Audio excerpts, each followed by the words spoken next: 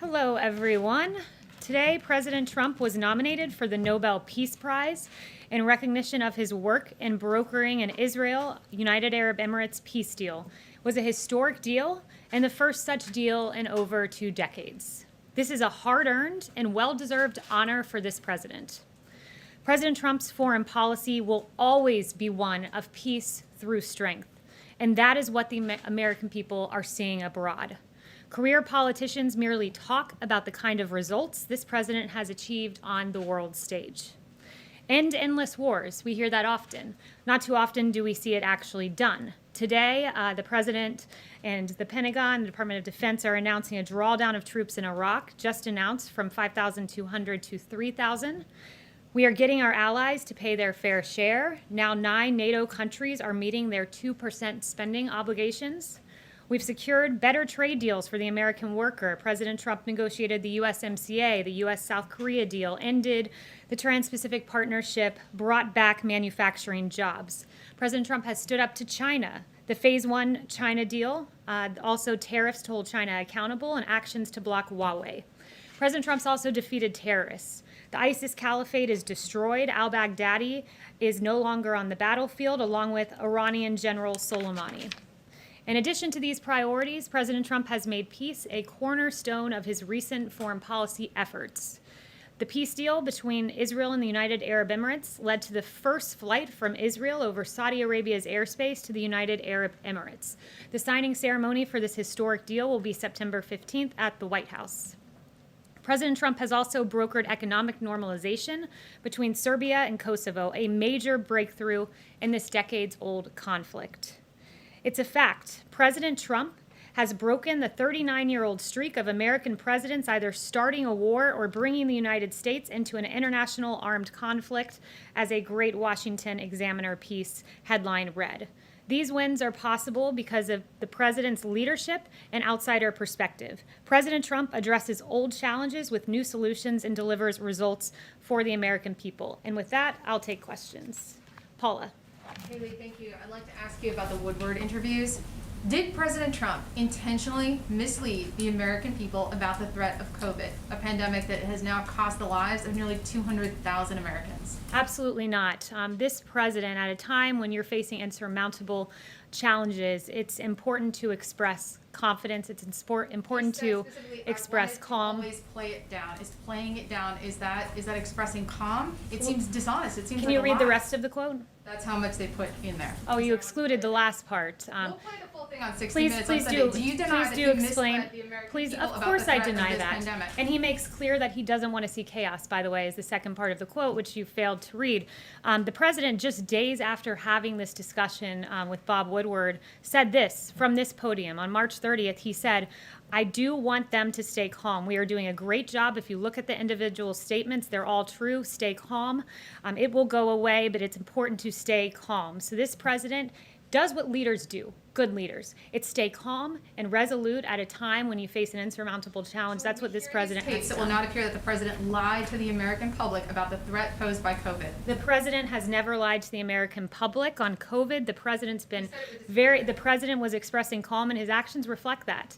On January 6th, the CDC issued a Wuhan travel notice before any confirmed U.S. cases, among a number of other actions. And I'd refer you to Dr. Fauci, who said that this president has an impressive response. I can't imagine under any circumstance that anyone could be doing anything more. That is the record of this president. John.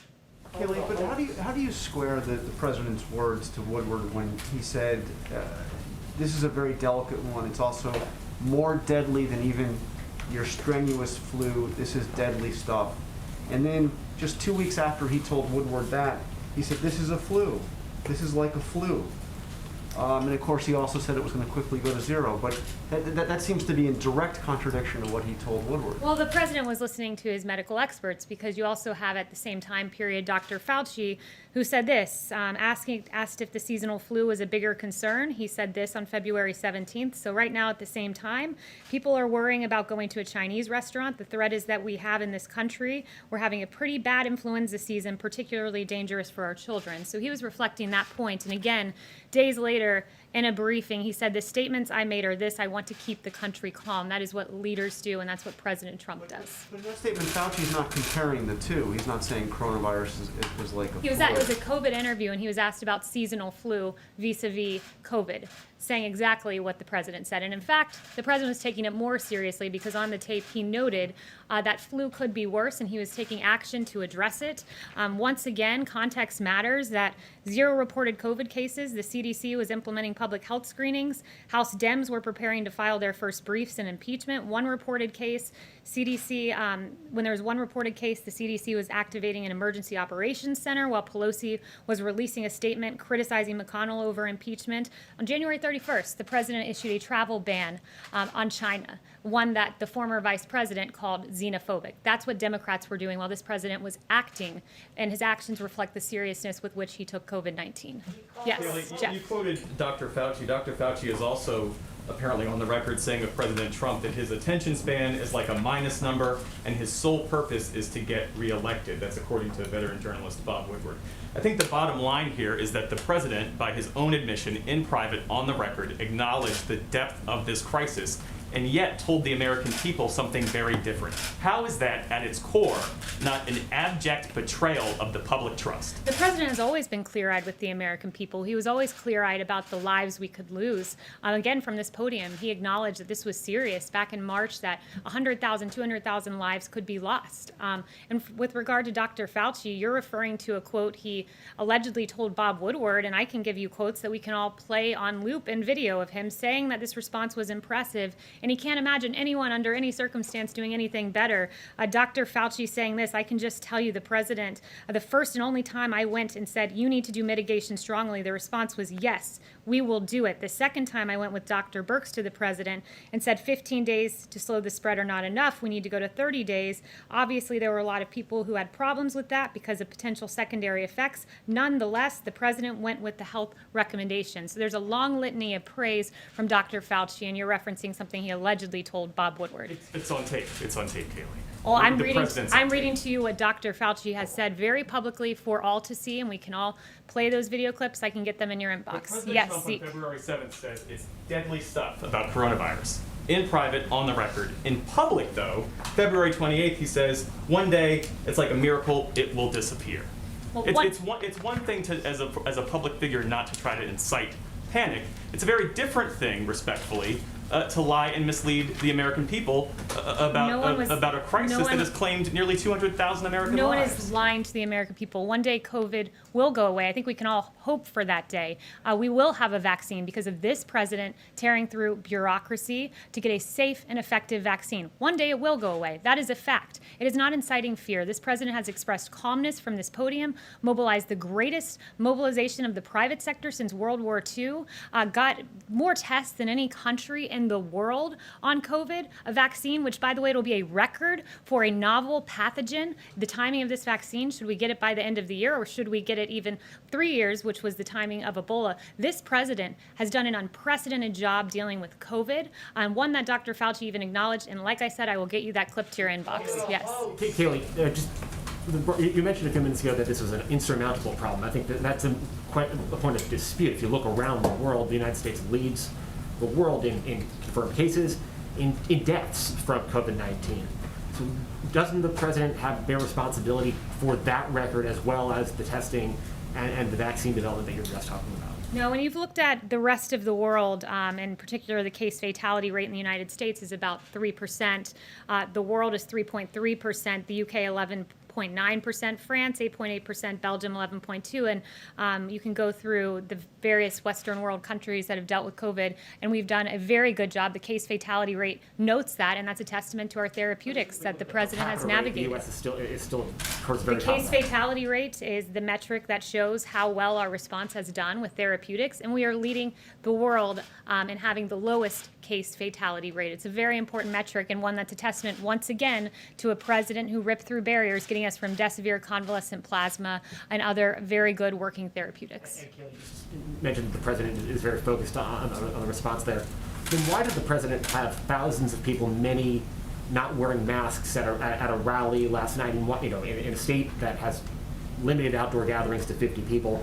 Why is he going to Nevada this weekend to hold similar outdoor rallies, gathering these large numbers of people in violation of his administration's own guidance and of the best advice and guidance of local officials who he has said should have the final say in these matters? People have a First Amendment right, if they so choose, to show up and express their political opinion in the form of a peaceful protest, which is what the president held. And there's a real double standard here. CNN had on a guest, apparently a doctor, Rob Davidson, who said, now true, there are social distancing issues with regard to the protests we've seen around the country. However, this is a public health crisis. They are marching against systemic racism. So if you're allowed to march in aggregate in those protests, you are also allowed to show up at a political rally. You have a First Amendment right in this You have country. a responsibility to keep people safe. Mario. Thank you, Kayleigh. How can the president bear no responsibility for the almost 200,000 lives lost when he downplayed the virus initially and he knew how contagious and deadly it was? I don't understand how that can. The president never downplayed the virus. Once again, the president expressed calm.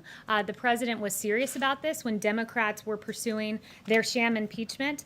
He was expressing calm, and he was taking early action, and his actions are reflective of how seriously he took COVID. The tact that he took, the language that he used? No, You said that he used hopeful language. Does he regret that, given where we are now? No, this president embodied the American spirit that when we face a challenge, a crisis, a pandemic, we come together. We can be optimistic. We can be serious about it. We can take it seriously with our actions, which is exactly what this president does. It's why we lead the world in testing, doing far more than the number 2, which is India. He took this seriously, but he still expressed calm. Our food supply chains were at risk, that we could not have mass runs on grocery stores. The markets, also the economy was in play here. We didn't want there to be a huge crash and panic. He expressed calmness from this podium, but he has always taken it seriously, and the response, an unprecedented response, really reflects that. Yes. Thanks, Kayleigh. I wanted to ask you about the AstraZeneca trial. So does that throw a spanner in the works that they've halted those trials in terms of getting a vaccine quickly? And then I have a follow-up. Yeah, so the AstraZeneca paused their trials. Phase 3 clinical trial was a routine response when you see an adverse effect, and it was one that shows that the science is guiding the way here. And when there was an adverse response that was identified in one individual, AstraZeneca chose to pause that Phase 3 clinical trial. There are still 2 American vaccines in Phase 3 clinical trials showing great promise, but AstraZeneca, what is happening there is showing that the science is guiding the way on a vaccine, which is what Dr. Fauci, others like Alex Azar and the president have said all along. So you're still confident that you'll see a vaccine sort of before the end of the year? By the end of the year is the goal, yes. And has that slipped, though? Because there was some discussion about seeing something around the time of the election. So do you think it delays that? Our timing is not about the election. It is about saving lives, and by the end of the year has always been our goal. But, of course, a safe and effective vaccine, we will take it as quickly as we can get it. Can I ask you about China, too? So the Customs and Border Protection was supposed to be announcing, or said that they would announce, a ban on imports of many products from Xinjiang province in China as a result of the human rights abuses there against the Uyghurs. That announcement hasn't come formally. It was supposed to be announced here at the White House. Are you intending to make that announcement, or has there been some backlash against just the breadth of it? It does encompass quite a lot of different products, including tomato products that, Yeah, I have no upcoming announcements about how we'll publicly talk about that discussion, but if I get more information, I'll let you know. Yes. Can I ask you about Nevada, please? Sure. It's my understanding that the 2 rallies this weekend in Nevada have been canceled because of Governor Sisolak's order preventing events of 50 people or more. Does the president have a reaction? And what is the White House policy about complying with the state's orders limiting the size of an event. I have not heard that about the rallies, but I'd refer you to the campaign for further information on that. But as I discussed with Zeke here, that we believe that if people want to show up and express their political views, that's their choice to do so. We hand out masks. We encourage individuals to wear those masks. A lot of people did. I was in North Carolina last night and saw it. We give out hand sanitizer, but at the end of the day, if you want to join a peaceful protest, you can do so. And there's no reason, just like the protests we've seen in the streets, you can't show up and express your political view at a rally. Yes. Kayleigh, can you give us some understanding about why the president agreed to sit down with Bob Woodward for 18 interviews when his first book about the administration was so deeply critical? Because he's the most transparent president in history. Okay, sorry, one more follow-up.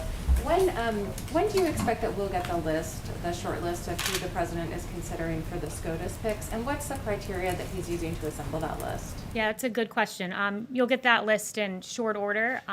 The president is very excited to share who he would nominate to the Supreme Court.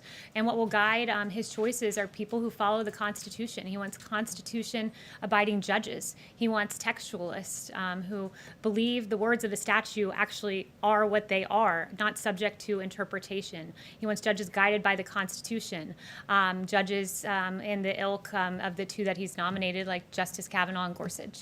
Yes. Thanks, Kayleigh. Did the president or anyone at the White House have conversations with the Department of Justice about their decision to intervene in the E. Jean Carroll lawsuit? And if so, what were the nature of those conversations? I'm not aware of any discussions that have been had. Thanks, Kayleigh. The president has claimed he signed the most favored nations executive order on prescription drugs. He mentioned this again last night.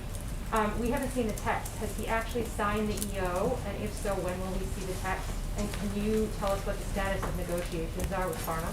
Yeah, so the EO I believe he's referring to there is the previous one he's signed. A provision of that was most favored nation, which means that for Medicare programs, you have two ways to get prescriptions, Part D or Part B. Part B are drugs you would receive at the doctor's office, and the executive order tells the secretary to peg prices for Part B to a most favored nation price to make sure that American citizens are getting their medications at a price equally as cheap as other countries. So that was the initial EO I believe he was referring to, but any updates, I'll let you know in the upcoming days. Yes. Thank you, Kayleigh. Just following up on the coronavirus issues, how is it not misleading for his advisors to tell him and compare this virus potential to the Spanish flu of 1918, but then for the president to say that this could disappear by April? The president, again, was expressing calm. The president was hopeful that COVID that we would be able to manage this and handle it in a way that we could make it go away as quickly as possible. And the president rose to the occasion and did just that. This was a lot more. By the way, it's worth mentioning. The misleading that the WHO and China did on this. When you had the WHO, they were repeating China's claim that the virus does not transmit. This was a novel virus no one had seen, and you have the World Health Organization saying this virus does not transmit readily. That is the information we were getting. You had the Robert O'Brien said that this virus could be the biggest threat to his presidency. Matt Pottinger agreed with that assessment. And then President Trump would later say that no one could have predicted this when his own experts were predicting this. Look, you're referring to the intel community, and what the president knew was, and I've walked you through this before, on January 23rd, the intel community briefed President Trump for the first time about COVID, and the briefing said coronavirus from China is poised to spread globally, but the good news is that it is not deadly for most people. This is the information President Trump was getting, and the next time he was briefed on it was January 28th, when he was told that the spread was happening outside of China and the deaths remained all inside China. He was told then that China is not sharing key data. Indeed, China was not, because as I noted to you on January 9th, the World Health Organization said it does not readily transmit between people, and on January 14th, the World Health Organization said no clear evidence of human-to-human transmission. Clearly, that was not true. Even on February 29th, as the virus was spreading, the WHO put political correctness first by opposing travel restrictions. Note that on January 31st, President Trump put into place those travel restrictions that Democrats called xenophobic. Shame on them. Yes. Kayleigh, on the same day the president tweeted that the virus would become weaker when the weather started getting warmer, he told Bob Woodward it was going to be deadly stuff. So why does Bob Woodward get the president's unvarnished opinion when the American people don't? He was giving Bob Woodward the same opinion he gave from the podium. And he said, I am here, I want to express calm. That is what a leader does. He has always shared the facts, he has always been forthright, and he's always followed the advice of his medical experts, like Dr. Fauci, who called his response impressive. Yes. He never said this was deadly stuff. Yes. The American people. Yes, he did. He acknowledged that hundreds of thousands could die, and he took the right response, which was to temporarily shut down the country, saved millions of lives, and so too of his therapeutics, so too will the vaccine that's being developed. Yes. The protests in Belarus continue, as well as the crackdown on the opposition. What concrete steps the president is going to take to support Belarusians in their struggle for democracy and to stop human rights abuses? Yeah, it's another very good question. The U.S. is extremely concerned by continued human rights violations in the wake of Belarus's election. Reports of opposition figures being kidnapped, forcibly expelled, or otherwise threatened are just a few of the many methods that the Belarusian government is using in its attempts to deny freedom of speech. The U.S. is working with our international partners to hold all of those committing these abuses accountable, and we call on the Belarusian government to release all who are being unjustly detained. As for the election there was not a real election. It was neither free nor fair. It was fraudulent. The massive number of Belarusians protesting peacefully makes clear that the government can no longer ignore the people's calls for democracy. Yes. Kayleigh, how is the president keeping his promise of ending endless wars if this announcement on Iraq is just a drawdown, not a withdrawal? There are still troops in Afghanistan, Saudi Arabia, Bahrain. There's still troops. It's not really keeping the 2016 promise, is it? The president's drawing down our troops. These things take time. We want to ensure that the Iraqi security forces are well trained, and our U.S. troops have done a magnificent job doing just that. We believe that now is the time when we can make this drawdown, keep the country stable because of the training that our troops have done. So, kind of an attempt to kind of try and make it look like the promise is being kept in advance of the election? No, not at all. This is an expression that we believe that Iraqi security forces can do this alongside the troops that will remain there. And the facts tell the story that this president broke the 39-year-old streak of American presidents either starting a war or bringing the United States into an international armed conflict. So unlike past presidents, this president has prioritized peace through strength, which is his foreign policy. Just one really quick follow-up, just really quick follow-up. Sorry. Just on the breaking the 39-year trend, how does that work if the president sent troops into Saudi Arabia? Chanel. Kayleigh, thank you. With Kosovo and United Arab Emirates, these are Muslim-majority countries spanning 2 continents now, each bringing some kind of agreement with Israel towards peace. So my question is 2 points. Number one, have the Palestinians opened up any kind of discourse with the White House as to their reaction to these developments with Israel and Middle Eastern countries? And number two, have the Palestinians actually expressed any interest in distancing themselves from Iran in the interest of Middle East peace? Yeah, through the deal, President Trump made additional progress on reaching peace in the Middle East. Kosovo and Israel agreed to mutual recognition and normalization of ties, and Serbia committed to moving its embassy to Jerusalem only a few weeks after the historic Abraham Accords between Israel and the United Arab Emirates. This is another huge step forward for broader peace in the Middle East and the rest of the world. I'd refer you to the Palestinians for their reaction, but it is quite telling that this historic agreement between Serbia and Kosovo addressing a decades-long conflict was only mentioned one time on CNN and one time on MSNBC. Yes. Thank you, Kayleigh. I wanted to ask about the Winter Olympics in Beijing in 2022. More than 160 human rights groups have called on the International Olympic Committee chief to revoke the Games from Beijing. Would President Trump support an American boycott of the Games over the Chinese regime's human rights abuses?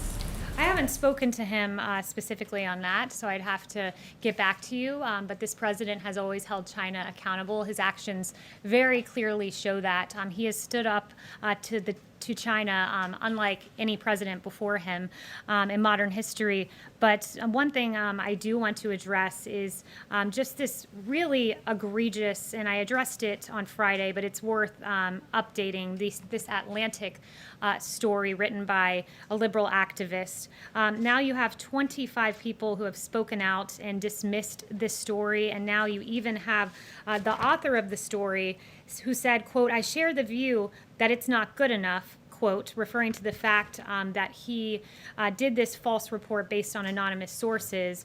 And basically, when you look at the liberal activist who wrote this, he has a very bad history. He can't be trusted. The left's new hero used to be their #1 enemy for his role in the U.S. entry into Iraq.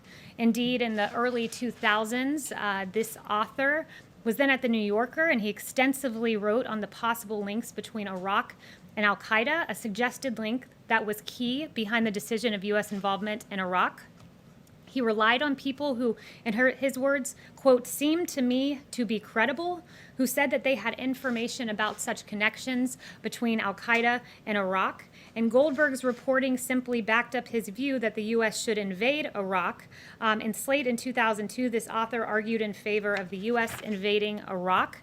And later, he even admitted that he knew people blamed him for helping to get the U.S. into the war. He wrote a sarcastic piece saying, yes, I know I started the Iraq War. His reporting cannot be trusted, as noted by the fact that 25 people have come out on the record dismissing his report, the report by a liberal activist. Thank you. Kayleigh, can we get some more questions?